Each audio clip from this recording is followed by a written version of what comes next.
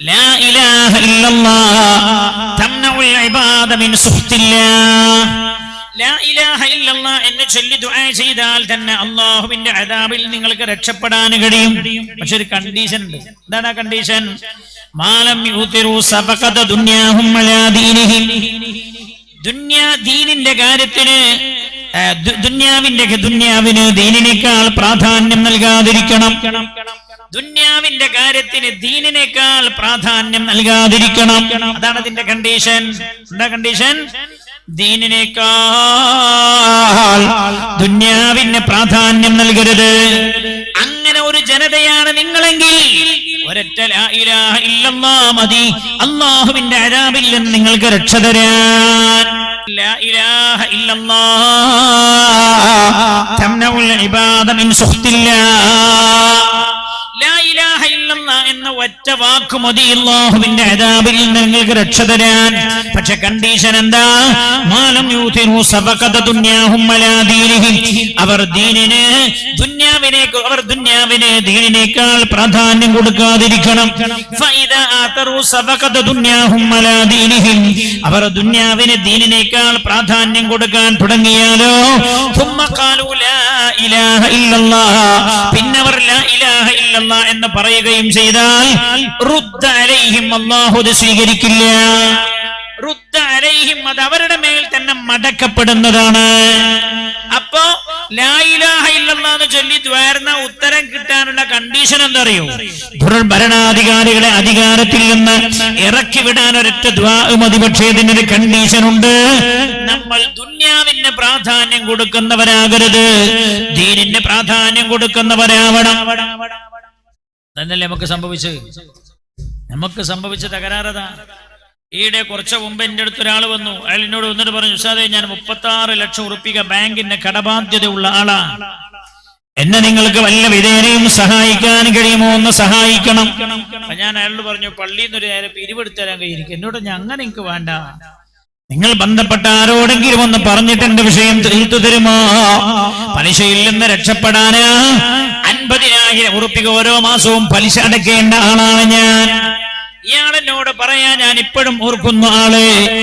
അയാൾ എന്നോട് പറയാ 36 ലക്ഷം ഉറുപ്പിക ഞാൻ ബാങ്കിന് ബാധ്യസ്ഥന്. ഞാൻ വിചാരിച്ചെന്താ അറിയോ? ഇയാള് മോളെ കെട്ടിക്ക് അല്ലെങ്കിൽ എന്തെങ്കിലുമൊക്കെ ബിസിനസ് തുടങ്ങി പൊട്ടിപ്പോയതായിരിക്കുന്ന. ഞാൻ ചോദിച്ചു, നിങ്ങൾ എങ്ങനെയാ ഇത്ര വലിയ ബാധ്യസ്ഥനായത്? ഇയാൾ എന്നോട് പറഞ്ഞു, ഉസ്താദേ ഞാൻ വീടെടുത്ത കടക്കാരനായി പോയതാണ്. അപ്പൊ ഞാൻ ഇയാളോട് ചോദിച്ചു, നിങ്ങൾ എന്തിനെ പൈസ ഇല്ലാതെ വീടെടുത്തത്? എന്തെങ്കിലുമൊക്കെ ഒരു പണം ഉണ്ടായിട്ടല്ലേ വീടെടുക്കലേ? അപ്പൊ എന്നോട് പറഞ്ഞു, ഉസ്താദേ അല്ല, എന്റെ കയ്യിൽ 78 ലക്ഷം ഉറുപ്പ്യ ഉണ്ടായിരുന്നു, അത് തികയാതെ വന്നപ്പോൾ കടമെടുത്തതാണ്. അല്ല ശ്രദ്ധിക്കണേ, ഈ ഉമ്മത്തിനെ സഹായിക്കേണ്ട വല്ല ബാധ്യതയും അർഹമുർ റഹീമീനായ റബ്ബിനുണ്ടോ എന്ന് നമ്മൾ തന്നെ പറയും. നമ്മളെ സഹായിക്കേണ്ട ബാധ്യത റബ്ബിനുണ്ടോന്ന്. ഇയാൾ എന്നോട് പറയാം, 78 ലക്ഷം റുപ്യ എന്റെ കയ്യിലുണ്ടായിരുന്നു, തികയാതെ വന്നുകൊണ്ട് ഞാൻ ബാങ്കിൽ നിന്ന് ലോൺ എടുത്തതാണ്. അപ്പൊ എനിക്ക് മനസ്സിലായി, ഇയാൾ 1 കോടിയുടെ മുകളിലുള്ള വീടാണ് ഇയാൾ എടുത്തത് എന്ന്. ഞാൻ അയാളോട് ചോദിച്ചു, 78 ലക്ഷം തന്നെ നിങ്ങളുടെ നിങ്ങൾക്ക് വീട് നിർമ്മിക്കാൻ മതിയാകുമായിരുന്നല്ലോ, പിന്നെ എന്തിനെ നിങ്ങൾ 36 ലക്ഷം റുപ്യ കടമെടുത്തത്? അപ്പൊ അയാൾ എന്നോട് പറയാണ്, ഉസ്താദേ എന്റെ ഭാര്യയുടെ ആഗ്രഹങ്ങൾ തീർത്തു കൊടുത്തതാ. അവൾ എന്നോട് പറഞ്ഞു, ഇത്താത്താന്റെ വീടിന് 2000 സ്ക്വയർ ഫീറ്റ് 2000 റുപ്യ ഉള്ള ഗ്രാനൈറ്റാ വാങ്ങിയത്. കിച്ചണിലേക്ക് നമ്മുടേത് അതിന്റെ മേലെയാകണോ? ഇത്താത്താന്റെ വീടിന് 2 കിച്ചനാ ഉള്ളത്, നമുക്ക് 3 കിച്ചൺ വേണോ? ഇയാള് പറയാ,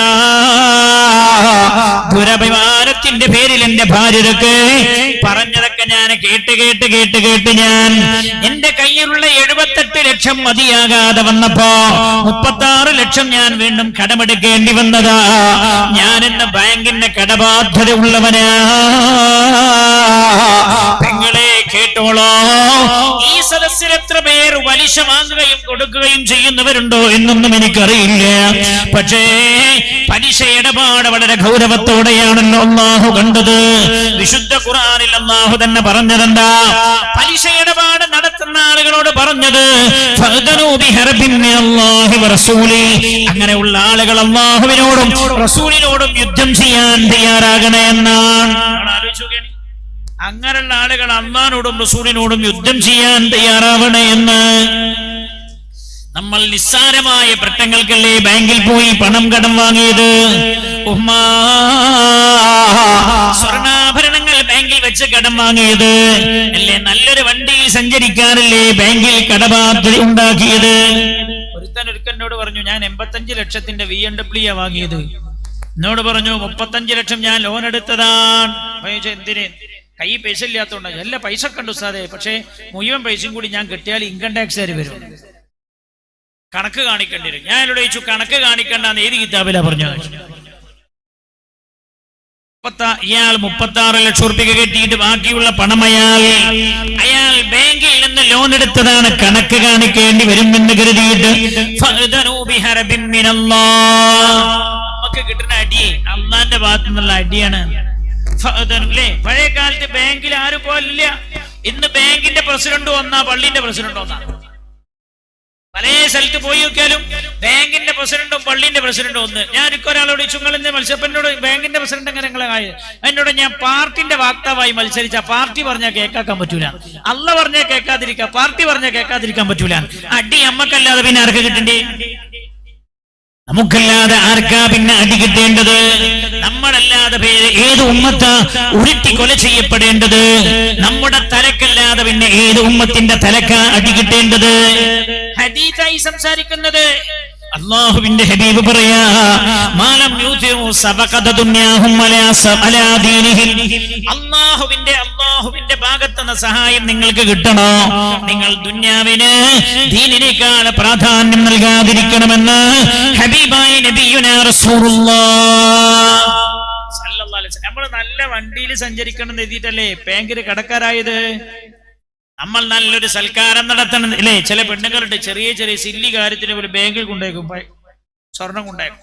എന്നിട്ട് പോലെ പറയാ, സുഖല്ലേ, 3% പലിശയുള്ളൂ. നല്ല വർത്താന, 3% പലിശയുള്ളൂ.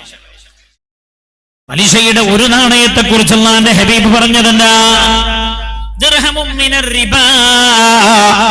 ആ പലിശയിൽ നിന്നുണ്ടാകുന്ന 1 റുപ്പിക തന്റെ മാതാവിനെ 36 തവണ വ്യഭിചരിക്കുന്നതിനേക്കാളും ഗൗരവമാണ് പലിശയുടെ 1 റുപ്പിക എന്ന് നബിയുനാ റസൂലുള്ളാഹി. എന്തുകൊണ്ട് നമുക്ക് സഹായം കിട്ടാത്തെന്ന് വെച്ചാലേ, നമ്മളിപ്പോഴും ദുന്യാവിന്റെ പിന്നിലാണ്. അങ്ങനൊരു സമൂഹത്തെ സഹായിക്കാനുള്ള ബാധ്യത അള്ളാഹു ഏറ്റെടുത്തിട്ടില്ല, റബ്ബ് ഏറ്റെടുത്തിട്ടില്ല. അപ്പൊ ചില ആൾക്കാർ ചോദിക്കും, എന്താ ഈ മുസ്ലിങ്ങൾക്ക് മാത്രം അങ്ങനെ പീഡനം എല്ലാ സ്ഥലത്തും? നമ്മൾ മുസ്ലിം ആകത്തോണ്ട്, മുസ്ലിമായ അവന് പീഡനമില്ല എന്നാണ്. നമ്മൾ ഒറിജിനൽ മുഅ്മിനീങ്ങളാവാത്തത് കൊണ്ടാ. നിങ്ങൾ തന്നെയാണ് ലോകത്തെ ഏറ്റവും ഉത്തമർ നിങ്ങൾ മുഅ്മിനീങ്ങളാണെങ്കിൽ എന്ന് വിശുദ്ധ ഖുർആൻ. ആലോചിച്ചോക്കല്ലേ, എന്താ ദുന്യാവിന് ദീനിനേക്കാൾ പ്രാധാന്യം കൊടുക്കാതിരിക്കണം. നിങ്ങൾ ചിന്തിച്ചു, നിങ്ങൾ മദ്രസ പഠിപ്പിക്കണ്ടോ സാർ? ഏത് മദ്രസ? ഹരിയാണ സാ മദ്രസ പഠിപ്പിക്കണ്ടോ? ഇവിടെ പഠിപ്പിക്കണ്ടോ? ഒരൊക്കെ മദ്രസ പഠിപ്പിക്കണം. ഏതൊരു മദ്രസന്റെ അടുത്ത് 8 മണിക്ക് പോയി എന്നാലേ, ഒരു 7 മണിക്ക് പോയി 7 കുട്ടികൾ ഇങ്ങനെ വരും. ഒരു 8:10 ആവുമ്പോ ഒരു 5 ആൾ പോകും. 8:15 ആവുമ്പോ ഒരു 18 ആൾ പോകും. 8:20 ആവുമ്പോ ഒരു 35 ആൾ പോകും. 8:30 ആവുമ്പോ ഒരു 45 ആൾ പോകും. അവസാനം 9 മണിക്ക് ബെല്ലടിക്കാൻ പോണ സമയത്ത് ഒരു 26 ആളുണ്ടാവുള്ളൂ പോവാൻ. ബാക്കിയൊക്കെ അതിന് മുമ്പ് പോയി കഴിഞ്ഞിട്ടുണ്ടാവും. എന്താ? വിശുദ്ധ ഖുർആന്റെ മുമ്പ് എഴുന്നേറ്റ് പോവല്. എങ്ങോട്ടാ പോണേ? ഇംഗ്ലീഷ് പഠിക്കാൻ. എന്നിട്ട് ഞമ്മളാ പറഞ്ഞ അള്ളാന്റെ സഹായം ഇല്ല, ഏടെ കിട്ടാനാ? ഞമ്മളെ തലക്കല്ലാതെ വേറൊരു ഉമ്മത്തിന്റെ തലക്ക് അടി കിട്ടേണ്ടതില്ല. നിങ്ങൾ ചിന്തിക്ക്, ഞാൻ ന്യായീകരിച്ചല്ല ഈ പറഞ്ഞ ഹദീസ് സംസാരിക്കാൻ. എപ്പോഴാ നിങ്ങളോട് ക്രൂരത ചെയ്യുന്ന ഭരണാധികാരികൾ അധികാരത്തിൽ വരിക? അല്ലാഹുവിന്റെ ഹബീബ് പറഞ്ഞില്ലേ, പെങ്ങളെ നല്ല പോലെ ചിന്തിക്കണം നിങ്ങൾ. ചില പെണ്ണുങ്ങളെ കണ്ടുപോലെ മദ്രസയ്ക്ക് കുട്ടിനെ പറഞ്ഞേക്കാൻ നീച്ചിട്ട് അങ്ങനെ തന്നെ പറഞ്ഞേക്കും. സ്കൂളിൽ പോണ സമയത്ത് കുളിച്ച് അത്തറൊക്കെ വരട്ടി ടൈ കെട്ടി പാൻറ്റിട്ട്. അപ്പൊ ഖുർആന്റെ മുമ്പ് ഈ ഉറക്കത്തുനിന്ന് ഒലിച്ച മറ്റേതില്ലേ, എന്താ പറയല്, ആ സാധനം അതൊക്കെ ഒളിച്ച് ചീഞ്ഞ് നാറിയിട്ട് ഖുർആന്റെ മുമ്പ് പോയിരിക്കണം. ഇംഗ്ലീഷ് പഠിക്കാൻ പോകുമ്പോഴാ നല്ല സെറ്റപ്പിലാവും പോകുന്നത്. ഞാൻ ആലോചിക്കണം, 8 മണിക്ക് ഉസ്താദ് സൂറത്തുൽ ദുഹ എങ്ങനെ പഠിപ്പിക്കാൻ? വല്ലൈലി ഇദാ സജാ മാ വദ്ദഅക റബ്ബുക വമാ ഖലാ വലൽ ഖൈറുൽ ലക മിനൽ ഊലാ. ഖൈറുൽ ലക എത്തിയിട്ടുള്ളൂ. അപ്പോഴാ കുട്ടി എഴുന്നേറ്റ് വന്ന ഉസ്താദേ എനിക്ക് പോകാനായി 8:10 ഖൈറുൽ ലക മിനൽ ഊലാ എന്ന് പഠിക്കാൻ അവന് സമയം കിട്ടിയിട്ടില്ല. നിങ്ങൾ ചിന്തിക്കണം, ഈ ഉമ്മത്തിനാണോ അള്ളാഹു സഹായിക്കുന്നില്ല എന്ന പരാതി പറയുന്നത്? നമ്മളാണോ റബ്ബിന്റെ സഹായം കിട്ടുന്നില്ല എന്നുള്ള പരാതി പറയുന്നത്? ഹബീബായ നബിയുനാ റസൂലുള്ളാഹി സ്വല്ലല്ലാഹു അലൈഹി വസല്ലം തങ്ങൾ പറയാ, അല്ലാഹു സുബ്ഹാനഹു വ തആല ഒരു ജനതയ്ക്ക് വിശുദ്ധ ഖുർആൻ പഠിക്കാനുള്ള അവസരം കൊടുത്തു. എന്നിട്ടോ ഖുർആൻ അല്ലാത്ത മറ്റൊന്നാണ് ഖുർആനിനേക്കാളും വലുത് എന്ന് ആരെങ്കിലും വിചാരിച്ചാൽ ഫഖദ് കഫറ ബിഅൻഉമില്ലാഹ്, അയാൾ അല്ലാഹുവിന്റെ അനുഗ്രഹത്തിന് നന്ദികേട് കാണിച്ചവനാണെന്ന് നബിയുനാ റസൂലുള്ളാഹ് സല്ലല്ലാഹു അലൈഹി വസല്ലം.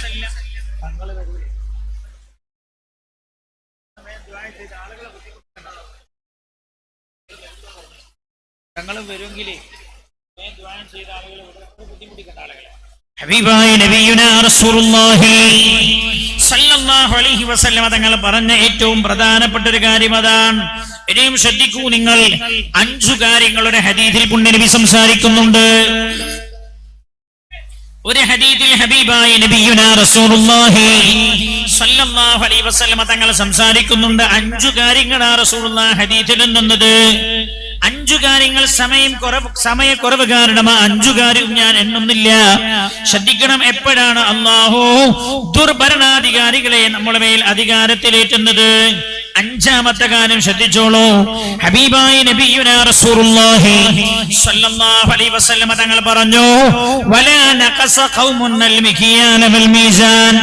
ഏതൊരു ജനതയാണോ അളത്തത്തിലും തൂക്കത്തിലും കുറവ് വരുത്തുന്നത്, ഇല്ലബുത്ലു ബിസ്സിനീൻ, ആ ജനതക്ക് കടുത്ത ക്ഷാമം വരും എന്ന് നബിയുനാ റസൂലുള്ളാഹി സ്വല്ലല്ലാഹു അലൈഹി വസല്ലം.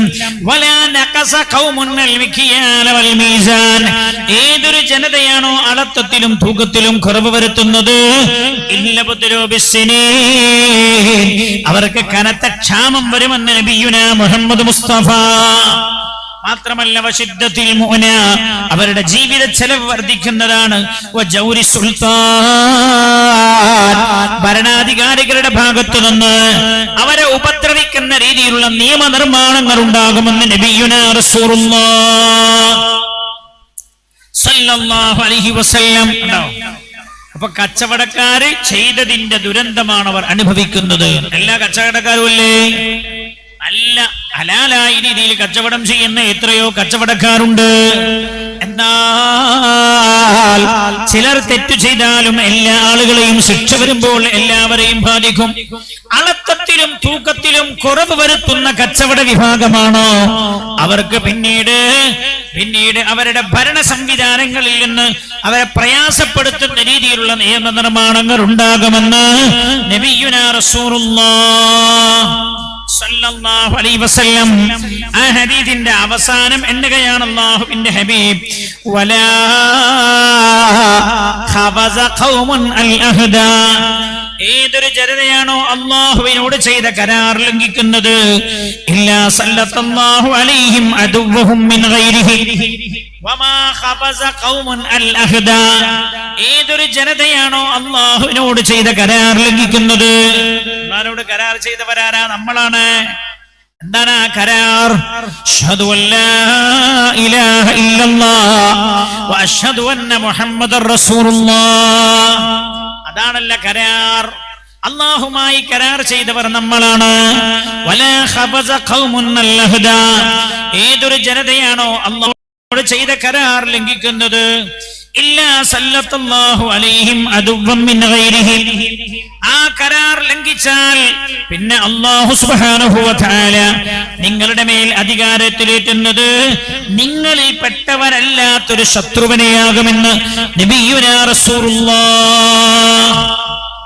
എന്താണ് നമ്മളാ ചെയ്ത കരാർ? അല്ലാഹുവേ, നീയാണ് ഈ പ്രപഞ്ചത്തിന്റെ അധിപനെന്നും അല്ലാഹുവിന്റെ ഹബീബ് നിന്റെ റസൂലാണെന്നും ഞങ്ങൾ സാക്ഷ്യം വഹിക്കുന്നുവെന്ന് പറഞ്ഞാൽ ഇതിന്റെ അർത്ഥം എന്താ? അള്ളാന്റെ ഹബീബ് എന്തൊക്കെ കാര്യങ്ങൾ ഞങ്ങളോട് പറഞ്ഞിട്ടുണ്ടോ അത് അക്ഷരാർത്ഥത്തിൽ അനുസരിക്കാൻ ഞങ്ങൾ തയ്യാറാണ് എന്ന്. അതാണ് അഷ്ഹദു അന്ന മുഹമ്മദ് റസൂലുള്ളാഹ് എന്നതിന്റെ അർത്ഥമതാണ്. എന്നാൽ ആ കരാറ് പാലിക്കാതെ നിങ്ങൾ ജീവിക്കാൻ തുടങ്ങിയാൽ ഇല്ലാ സല്ലല്ലാഹു അലൈഹിം അദുവ്വഹും മിൻ ഗൈരിഹിം, അല്ലാഹു അവരിൽപ്പെട്ടവരല്ലാത്തൊരു ജനതയെ, ഒരു ശത്രുവിനെ അവരുടെ മേൽ അധികാരത്തിലേറ്റും. ഫഅഖദു ബഅലമാ ഫീ ഐദീഹിം, അവർ വന്നിട്ട് എന്താ ചെയ്യാ? ഫഅഖദു ബഅലമാ ഫീ ഐദീഹിം, ഇവരുടെ കയ്യിലുള്ള, നമ്മുടെ കയ്യിലുള്ള ചിലരെല്ലാം അവർ എടുത്തുകൊണ്ടുപോകുമെന്ന് നബിയുനാ റസൂലുള്ളാഹ്. എന്തൊക്കെയാണ് എടുത്തുകൊണ്ടുപോകുന്ന കൂട്ടത്തിലുള്ളത്? മഹാനായ നബിയുനാ റസൂലുള്ളാഹി സല്ലല്ലാഹു അലൈഹി വസല്ലം തങ്ങൾ മറ്റൊരു ഹദീസിൽ പറയുകയാണ്, തങ്ങൾ വരൂലേ, ആളുകളെ കല്യാണം ബുദ്ധിമുട്ടിക്കണമെന്നൊരു അർത്ഥമില്ല. അപ്പൊ തങ്ങൾ വരികയാണെങ്കിൽ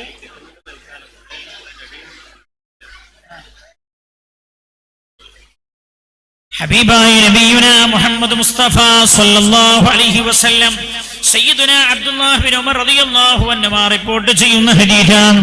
അന്ന റസൂലുള്ളാഹി സല്ലല്ലാഹു അലൈഹി വസല്ലം, അല്ലാഹുവേ റഹമുർ റഹീമീനായ റബ്ബേ, അല്ലാഹുവേ ഓരോ മഴത്തുള്ളിയും ശരീരത്തിലേക്ക് ഏറ്റെടുത്ത് നിന്റെ ഹബീബിന്റെ തിരുവചനങ്ങൾ കേട്ടുകൊണ്ടിരിക്കുന്ന ഈ സദസ്സിനെ നീ അനുഗ്രഹിക്കണേ റബ്ബേ. ഉത്തരമുള്ള സദസ്സാക്കി ഈ സദസ്സിനെ നീ ഖബൂൽ ചെയ്യണേ റബ്ബേ.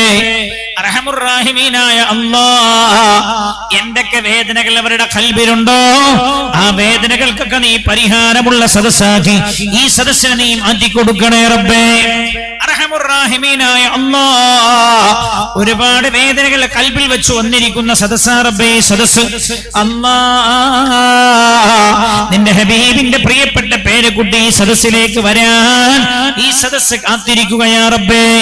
നിന്റെ ഹബീബിന്റെ പ്രിയപ്പെട്ട പേരക്കുട്ടിയുടെ ദുആക്ക് ആമീൻ പറയാൻ അല്ലാഹുവേ, നിന്റെ ഓരോ മഴത്തുള്ളിയുടെയും കൂടെ ഇറങ്ങുന്ന അല്ലാഹുവേ മലക്കുകളുടെ കൂടെ ആമീൻ പറയാൻ കാത്തിരിക്കുന്ന ഈ സദസ്സിനെ നീ ഖബൂൽ ചെയ്യണേ റബ്ബേ, സ്വീകരിക്കണേ അല്ലാഹ്. ഞങ്ങളുടെ പ്രിയപ്പെട്ട കുഞ്ഞുമക്കൾ അല്ലാഹുവേ നടത്തി സദസ്സിനെ നീ ഖബൂലാക്കണേ റബ്ബേ. അവരുടെ ഹൃദയം നീ തകർത്തുകളയല്ല റബ്ബേ. അല്ലാഹ് റഹീമീനായ റബ്ബേ, അവരുടെ ഹൃദയം നീ തകർത്തുകളയല്ല അല്ലാഹ്. ഹബീബായ നബിയുനാ റസൂലുള്ളാഹി സ്വല്ലല്ലാഹു അലൈഹി വസല്ലം തങ്ങൾ പഠിപ്പിക്കുകയാണ്. സയ്യിദുനാ അബ്ദുല്ലാഹ് ബിൻ ഉമർ റളിയല്ലാഹു അൻഹു റിപ്പോർട്ട് ചെയ്യുന്ന ഹദീസാണ്. അന്ന റസൂലുള്ളാഹി സ്വല്ലല്ലാഹു അലൈഹി വസല്ലം ഖാൽ, ഹബീബായ റസൂലുള്ളാഹ് പറഞ്ഞു, വല്ലദീ നഫ്സി ബിയദി, എന്റെ ശരീരം ആരുടെ കയ്യിലാണോ ആ റബ്ബിനെ തന്നെയാണ് സത്യം. വല്ലദീ നഫ്സി ബിയദിഹി, എന്റെ ശരീരം ആരുടെ കയ്യിലാണോ ആ റബ്ബിനെ തന്നെയാണ് സത്യം. ലാ തഖൂമുസ് ഖിയാമത്ത് നാൾ സംഭവിക്കുകയില്ല ഹത്താ യബ്അഥല്ലാഹു അസ്സ വജല്ല ഉമറാ ഖദിബാ, കള്ളം പറയുന്ന ഭരണാധികാരികൾ രംഗത്ത് വരുന്നവരെ, കള്ളം പറയുന്ന ഭരണാധികാരികൾ രംഗത്ത് വരുന്നത് വരെ ഖിയാമത്ത് നാളില്ല.